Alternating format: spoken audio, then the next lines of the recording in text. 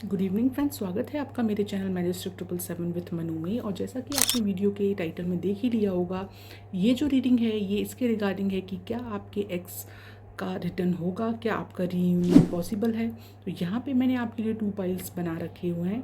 आप intuitively select कीजिए जिससे आप ज़्यादा रिजोनेट कर रहे हों, जिससे आप ज़्यादा टच फील कर रहे हों और आपको लगे कि ये कार्ड मेरे लिए है ना।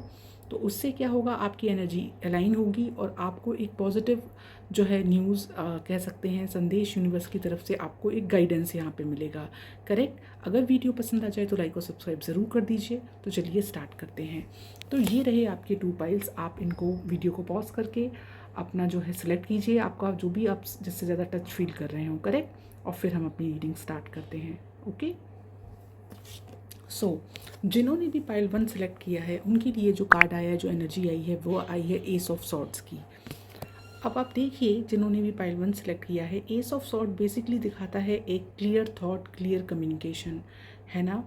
तो हमारा जो टॉपिक है, अगर हम उसके संदर्भ में इसको देख रहे हैं, तो पहले मैं आपको ये बता दूं पास्ट में कि आपका जो डिस्टेंस है वो इस वजह से हुआ, यहाँ दिख रही है एनर्जीज़ कि कुछ कम्युनिकेशन गैप हुआ है, कुछ मिसअंडरस्टैंडिंग हुई है, कुछ कन्फ्यूज़न वाली यहाँ पे एनर्जी है, जिसकी वजह से जो ये डिस्टेंस आया है, सेपरेशन आया है। इसका बेसिक कारण आपका कन्फ्यूज़न, क्लियर कम्युनिकेशन ना करना, इस तरीके का है।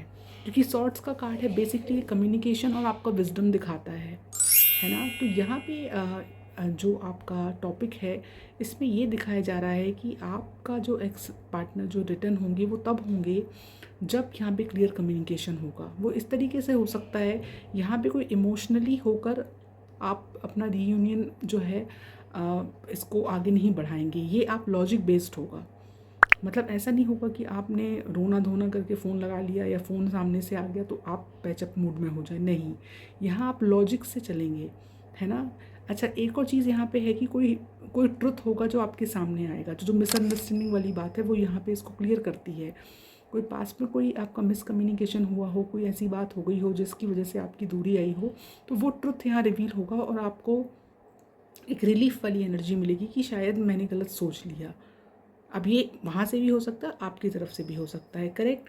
सडन कोई मैसेज आ सकता है उनका आपके पास, है ना। अब वो ट्रुथ थर्ड पर्सन से रिवील हो सकता है, कोई आपकी फैमिली से, कोई फ्रेंड सर्कल से। फिर उनको अपनी गलती का एहसास हो या आपको एहसास हो और आप लोग कांटेक्ट में आए, है ना। फिर आप एक लॉन्ग आपकी बातचीत होगी, फिर देन चीज़ें सॉल्व होंगी। बेसिकली ये दिखा रहा है कि कुछ ट्रुथ रिवील होने के बाद, है ना, फिर उसका जो लॉजिक इम्पैक्ट होगा आप पर, फिर आप अपना डिसीजन लेते हुए आगे देखेंगे। तो बेसिकली यहाँ पे फिर जो आपका रीयूनियन होगा वो स्टेबल होगा आपका रिलेशन और आगे बढ़ेगा, क्योंकि अब आप लॉजिक से सोचकर चीज़ें आगे डॉट्स मिला रहे होंगे, ना कि किसी तरह की अनसर्टेनिटी में, किसी तरह की कन्फ्यूज़न में जो आप ऑलरेडी कर चुके हैं। तो बेसिकली यहाँ पे आपका रीयूनियन के लिए पॉजिटिव आया है कार्ड, बट वह तभी जब क्लियर कम्युनिकेशन होगा, आप लॉजिक से आगे बढ़ेंगे और जो पास्ट में आपने चीज़ें की हैं उनसे आप आगे बढ़कर चीज़ों को जो है फिर पैचअप मूड में आएंगे। और जब आएंगे तो वो स्टेबिलिटी देगा आपको और लॉन्ग टर्म में जो है आपका जो रिलेशन है वो फ्रूटफुल होगा। राइट। तो ये थी हमारी पाइल 1 की एनर्जी। नाउ जिन्होंने भी पाइल 2 सेलेक्ट किया है उनके लिए आया है द फूल का कार्ड। अब आप देखिए, फूल की जो एनर्जी है वो बेसिकली दिखाती है न्यू स्टार्ट, न्यू बिगनिंग, एक फ्रेश अप्रोच चीज़ों को लेकर। ऑल्दो ये एक थोड़ा रिस्क मूड वाला कार्ड भी है।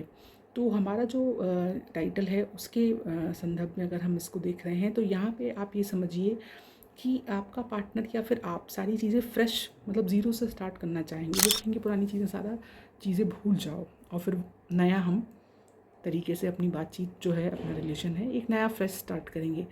क्योंकि यहाँ पे कोई कन्फ्यूज़न या इस तरह की एनर्जी नहीं है ना। जैसे कि आपने एस ऑफ सॉर्ड्स में देखा था, फूल की एनर्जी बोल रही है कि आप फ्रेश स्टार्ट करना चाहते हैं और यहाँ रिस्क लेने के मूड में भी आप हैं। अच्छा, अब आप देखिए, जो रिस्क लेता है वो कौन लेता है? रिस्क लेने वाला पर्सन हमेशा, जिसके पास करेज होगा वही तो रिस्क लेगा ना। अदरवाइज आप तो फिर प्लानिंग करेंगे। पर रिस्क अगर आप लेंगे तो एट द सेम टाइम उसके कॉन्सिक्वेंसेस भी आपको भुगतने होंगे, है ना। अब रिश्तों में क्या होता है कि अगर आप रिस्क ले लेते हैं और चीज़ें सही से नहीं खुली तो फिर वो सेम चीज़, सेम साइकिल रिपीट होती है। तो यहाँ पे आपका रीयूनियन के चांसेस हैं, लेकिन वो स्टेबिलिटी तभी आएगी जब आप यहाँ पे अगेन पुरानी गलतियों को ना दोहराएं। क्योंकि यहाँ पे जो एनर्जी है वो इम्पल्सिव कांटेक्ट की है है ना, जो कि एस ऑफ सॉर्ट्स में नहीं थी। पर यहाँ पे इम्पल्सिव होकर आप डिसीजन लेंगे, आप या आपके पार्टनर। तो इस तरीके की एनर्जी दिखाता है द फूल का कार्ड। एकदम रैंडम मिल जाना तो फिर आप बातचीत करने लगे, या फिर आपने इम्पल्सिवली कांटेक्ट कर लिया, मैसेज कर लिया इस तरीके से। तो फूल की एनर्जी बेसिकली दिखाती कि रीयूनियन के चांसेस तो हैं, लेकिन वो इम्पल्सिव डिसीजन के बेस पे होंगे, जो कि फिर एक रिस्क फैक्टर हो जाएगा इन्वॉल्व यहाँ पे।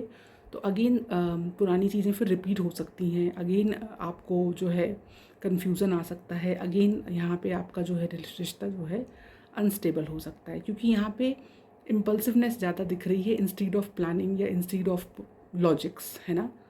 तो ये थी द फूल की एनर्जी। आई होप आप रीडिंग से कनेक्ट कर पाए हैं, और अगर कर पाए हैं तो मैसेज करके ज़रूर बताइएगा। और अगर वीडियो पसंद आ गया है तो प्लीज़ चैनल को लाइक और सब्सक्राइब करना बिल्कुल ना भूलिए। Thanks for watching.